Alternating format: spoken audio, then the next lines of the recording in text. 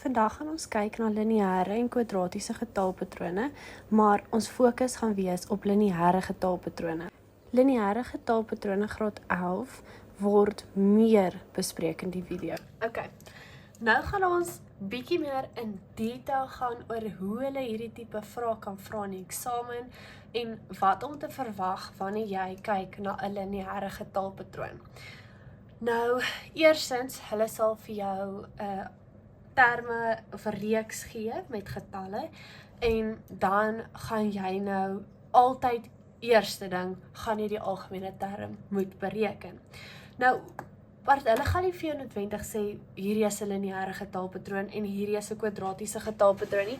So jy gaan half moet weet hoe om albei te doen en hoe om te sien wat seën is wat seën.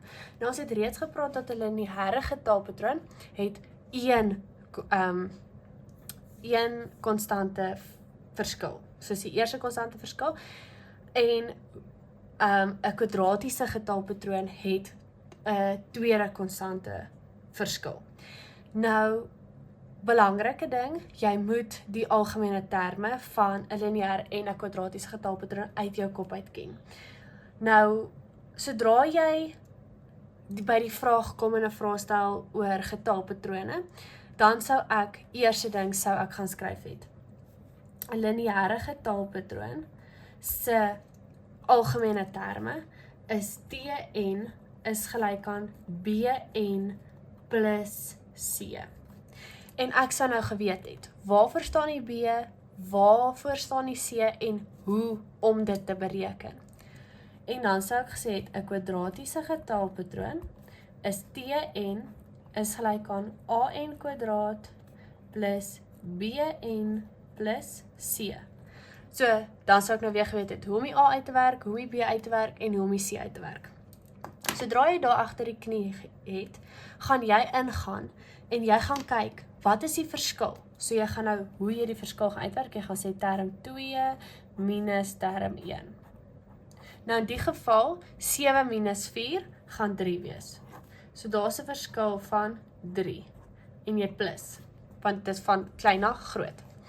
Dan gaan jy nou sê, term 3 minus term 2 en jy gaan sien, maar 10 minus 7 gaan vir my 3 gee. En van klein na groot plus jy met 3. So jy sien dat jy wel 'n eerste konstante verskil het en jou eerste konstante verskil in die geval jou b-waarde is positief 3. Dan gaan jy jouself vra, maar hoe bereken 'n mens jou c-waarde? Jou c-waarde bereken ons deur te sê jou term 1 minus jou konstante verskil. So jou c-waarde in die geval gaan minus 1 wees. Nee? Ja, minus 1. Want is jou c-waarde minus jou eerste term minus jou konstante verskil wat 'n plus 1 gaan wees. So, term 1 minus jou konstante verskil gaan positief 1 wees. En dis wat jy nou hier gaan skryf. So jy gaan nou begin deur die algemene term te skryf. Jy gaan wys deur hierdie dat jou b-waarde gelyk is aan positief 3. En dan gaan jy jou c-waarde bereken deur te sê term 1 minus b en term 1 is 4 minus 3 en dis positief 1 en dit wil sê jou algemene term gaan 3n plus 1 wees. Belangrik, jy toets. So nou gaan jy sê 3 maal met term 1 gaan 3 wees, plus 1 gaan 4 wees. So jou eerste term werk uit. Dan jou tweede term. 3 maal met 2 plus 1. So dis 6 plus 1 gaan vir jou 7 gee. So dan sien jy, maar jou algemene term werk uit. Dan het jy nou jou eerste vraagie beantwoord. Nou by jou tweede vraagie vra hulle vir jou, bepaal term 21. Nou, partykeer raak kinders deur mekaar deur waarom die ene by so 'n tipe vraag in te sit en waarom dit uit te werk. Net belangrik is, as hulle vir jou sê, bepaal term 21, dink dit geraan. As ek vir jou sê, ek gee vir jou elke dag 5 sweeties, nee? Oor hoeveel sweeties gaan jy hê oor 5 dae? Nou dink dit gou terme of oor 21 dae in die geval. Nou dit is wat jy wil bereken. Jy wil jou totaal aan die einde van die 21 dae hê. So, bepaal term 21. Dan gaan jy dit in jou en se plek stel.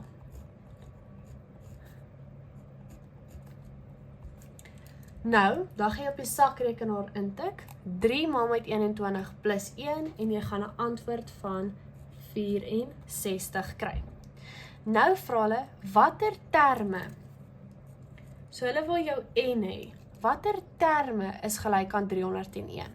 So in die plek van jou Tn gaan jy 301 in substitusie. So jy gaan sê 301 is gelyk aan 3n plus 1. Dan gaan jy nou jou 1 oorvat, so dit word 300 is gelyk aan 3n en jy gaan n uitwerk as 100. En jy kan jou antwoord toets. Jy kan nou in n se plek by jou algemene terme 100 in substitusie en kyk of jy die antwoord kry. Dan is 61 deel van die patroon. So dit vorm nou hierdie getalletjies. Dis nie 'n terme nie. Hulle vra, is 61 deel van die patroon? So hulle wil weet, gaan jy eventueel, as jy aangaan met hierdie kolletjies, aanhou tel, gaan jy 61 in patroon hê. So jy gaan nou in Tn se plek 61 in substitusie. So dit gaan Tn is gelyk aan 3n plus 1. 61, vat jou 1 oor, en jy gaan jou 60, ek gaan hom hierso skryf, jou 60 gedeel deur 3, en jy gaan sien, maar jou antwoord is n gelyk aan 20. En dan gaan jy sien, maar dit is, nou antwoord jy die vraag, ja, 61 is deel van patroon, want n is 'n getal. Die rede hoekom dit jou rede is, en dis belangrik dat jy hierdie verstaan. Jy kan nie 'n halwe terme hê, of 'n 3/4 terme hê nie. Jou terme loop altyd so, term 1, term 2, term 10, term 100, ensovoorts. Jy het nie 'n term half, of 'n terme 5 tiendes, of 'n terme 6/8stes, of 'n term 20,5 of 'n 20,1. Jy het 'n getal as 'n terme. So dis belangrik dat jy dit onthou. So kom ons sê hier het nou gestaan 20,5. Dan sê jy gesê nee. 61 is nie deel van die patroon nie, want n is 'n breek. Of n is 'n desimale getal. En dan gaan jy sê, dit is slegs deel van die patroon as n 'n getal of 'n konstante getal is, as ek so kan stel. Baie dankie dat julle tot hier gekyk het. Asseblief share, like en subscribe.